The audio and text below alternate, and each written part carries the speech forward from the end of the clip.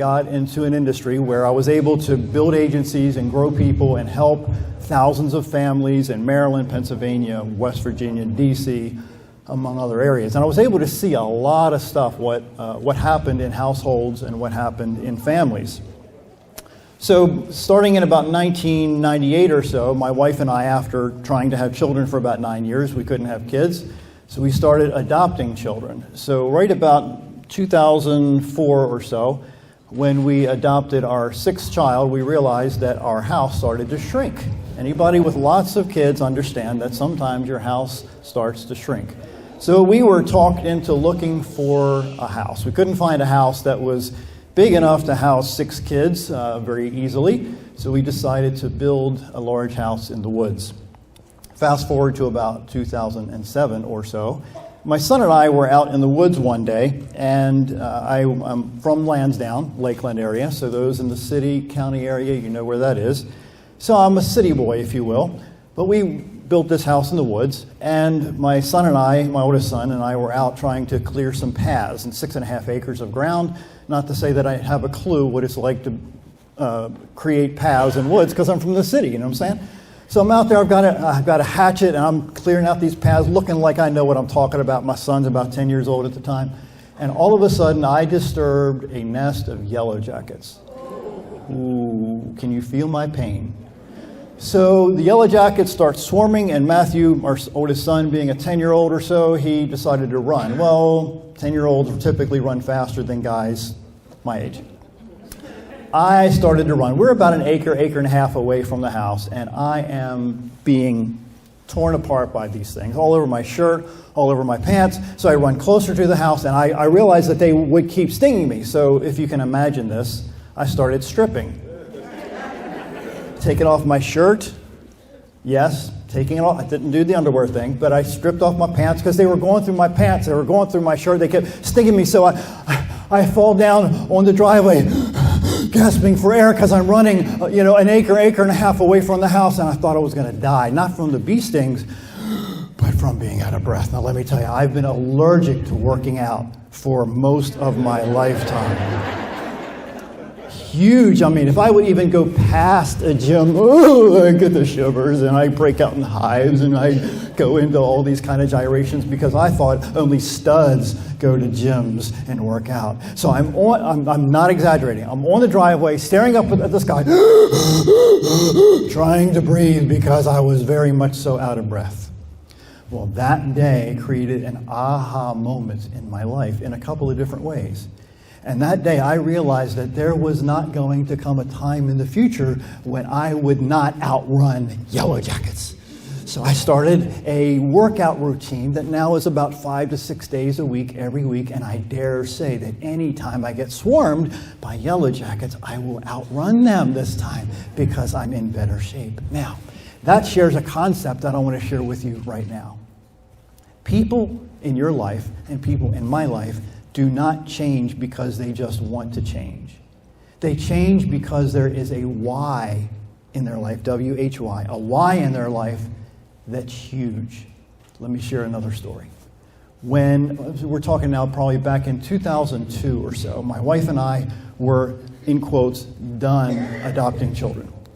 We had 4 children at the time. So I decided, I had this great moment of, intelligence that's very rare for some people these days, especially me some days. Anybody have those duh days? Am I the only one in the room? Those brain farts, you know what I'm saying? Am I allowed to say that? I think I just did. We all have brain farts from time to time, right?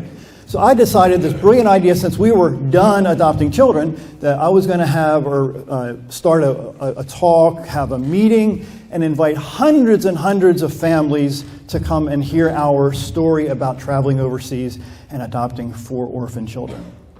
So I contacted our adoption attorney, and he is in California at the time, and we're obviously in Maryland, and I realized very quickly that I had to fill this conference room. It was about half the size of people, because he was flying, he's an attorney. He was flying in from California. I was not going to be embarrassed. So I decided to market it, advertise it, spend a lot of cash in trying to get people to this meeting. Well, the day came. Our 4 kids at the time were there, and 8 people showed up. 8 people showed up. Dear Lord, have mercy. I was some kind of embarrassed. So Ron, the attorney, he's like, okay, John, it's okay. So he brings his photo album that he was going to show the couple hundred people that should have been there, but that's another story, that were going to potentially adopt little children. So he brought this photo album, and we're flipping through the photo album in his hotel room, and this little girl in the photo album popped out. Her eyes were crossed like I lose count of my kids. Our fourth child, sorry guys. You have 6 kids, you lose track. Forgive me, all right? So we looked at this, and then all of a sudden I started to cry. By the way, I'm a crybaby. If I lose it today, just turn your head and look that way, okay? So this little girl, she's about 20 months old or so in the snapshot, and her eyes are crossed. And see, we're done adopting. Can I say an amen? Can anybody say amen? Four kids is enough kids, amen? Well, you know what I'm saying, right? 4 kids, enough. We're done adopting kids. But this little girl jumped out at us. So we're like, we came here to help other people adopt. 8 people showed up instead of 200. We're not now. We're done. You know, we mortgaged the house 2 or 3 times, cashed in retirement plans, adopt these kids, etc. MasterCard, I think we adopted Tim on Visa or something. It was some crazy stuff. I mean, I don't recommend Visa to adopt the children. But anyway, so this little girl jumps at us, and then I start to cry. I don't understand why. We're done. Can I hear a done? Like done. 4 is enough kids, right? So we look at the album. I have to leave the room because men don't cry, right? Amen? Men don't cry? Liars. Men do cry, right? I cry all the time. So I leave the room, crying my eyes out. I have no idea why, because we're not there to adopt. Yes, we have 4 kids, plenty. The house is big enough at the time in 2004, but there was something about this little girl. So my wife and I looked at each other. We're like, Shazam! There's something to this. I don't understand it. The logic doesn't make sense. So we arranged. I can't remember how we found the money. It's another story. But we found the money to adopt this little girl. About $20,000 or so it cost each to adopt kids overseas then. So we fly to Belarus, which is near Poland, and we meet this little girl, and we do the paperwork prior to do all that, adopting her. So we're sitting in the orphanage director's office, and they're doing the paperwork and all the stuff, the stamp. They love the stamp over in the East. They just, it's like, okay, it's okay, 1 stamp's enough. But no, they keep stamping paperwork. So anyway, we're sitting in the orphanage director's office. She goes, well, you know she's got a sister in another orphanage, right? Say, huh? Now, I don't speak Russian, maybe 10 words, and I'm like, what? Well, I mean, 5 kids is now a stretch. What? Wait, what? Huh? 6 kids? So I looked at my wife, Tammy. I said, like, we're halfway around the world now. Let's go hop in and go meet her. I don't know what's going to happen. Anyway, so we jump in the van, and we go meet this little girl who happens to be the sister of Juliana, which was then our 5th child.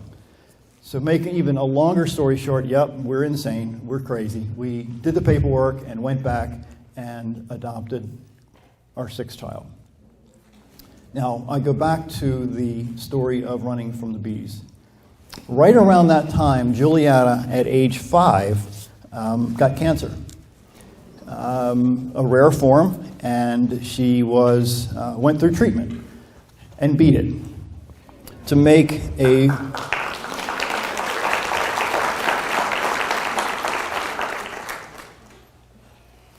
swore I wouldn't cry. But it came back 7 more times. And in 2 days, she will have been gone 3 years at age 14. So what if I wouldn't have had that hunch? What if I wouldn't have had the meeting to help other families adopt children? I would have never seen the photograph of little Juliana, who we were able to save her life, at least for a period of time.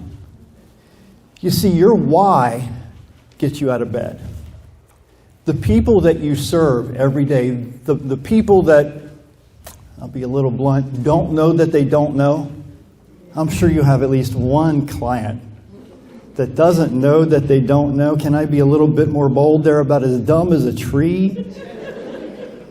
They don't give a hoot about their biological offspring. Can I get a well? well, you know. But then there are some people who know that they don't know. I think most of us in the room know that we don't know, hence why we're in this conference. That we want to learn at least one idea that we can take back to our family, that we can take back to the people that we serve every day.